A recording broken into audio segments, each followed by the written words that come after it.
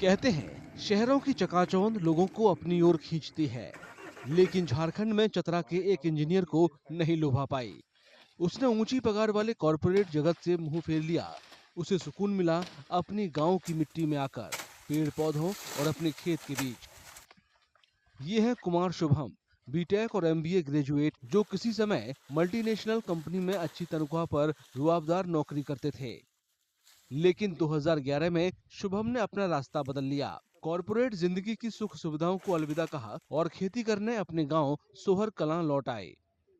काम का मतलब ये है कि जिसमें आपको थोड़ा शांति मिले, सुकून मिले, 2 रुपए आए और समाज के लिए आप कुछ कर सकते हैं, वैसे काम का चुनाव होता है।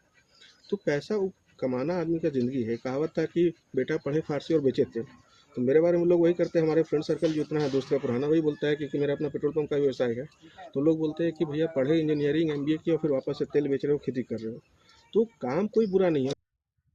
काम के प्रति निष्ठा और खेती किसानी की आधुनिक तकनीक के जरिए उन्होंने 7.5 एकड़ बंजर जमीन में हरियाली ला दी। शुभम ने यहाँ 20,000 से ज्यादा पौधे लगाए हैं।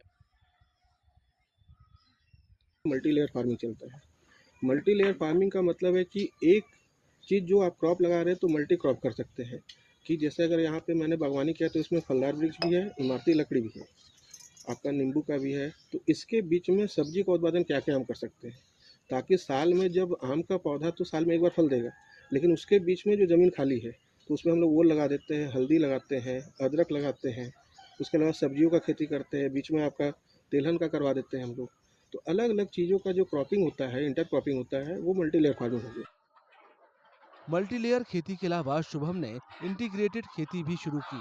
आमदनी के स्रोतों में विविधता लाने के लिए उन्होंने पशुपालन करना शुरू किया। इंटीग्रेटेड फार्मिंग में क्या है कि खेती पे आधारित जो उद्योग है आपके, जैसे पोल्ट्री हो गया, डकरी हो गया, फिशरी हो गया, आपका पशुपालन हो गया, बकरी पालन हो गया, तो ये आपका आ जाता है इंटीग्रेटेड फार्मिंग में। कि खेती किसानी में ज़मीन से जो उपज हो रहा है उसके अलावा भी क्या आप कर सकते हैं, और उसका जो बाय प्रोडक्ट है उसका इस्तेमाल कैसे आप अपने खेतों में करके अपने लागत को घटा के प्रॉफिटेबिलिटी बढ़ा सकते हैं। शुभम ने गांव के 2 दर्जन से ज्यादा युवाओं को रोजगार दिया है। वे उन्हें सम्मानजनक जिंदगी जीने का जरिया मुहैया करा रहे हैं। मछली पालन कर रहे हैं, मुर्गी पालन कर रहे हैं, बकरी पालन कर रहे हैं, गाय है, भैंस है, ये सब कुत्ता है 4 गो, वही पालन कर रहे हैं। उड़ीसा में पहले थे, अपन गांव आ गए, ये हमारा नून रोटी चल रहा है भैया, काम कर रहे हैं। मेरा रोजी रोटी चलता है, जितना स्टाफ है सबका चलता है। मेरा काम यहाँ है, जितना स्टाफ यहाँ जो चीज़ सबकी कमी लगता है, सामान हो गया, बीज हो गया, किसी तरह कोई समस्या है उसको हमको समाधान करना है। आज शुभम प्रगतिशील किसान के रूप में एक मिसाल बन चुके हैं। खुद सुकून की जिंदगी जी रहे हैं और दूसरों को जीने के लिए प्रेरित कर रहे हैं।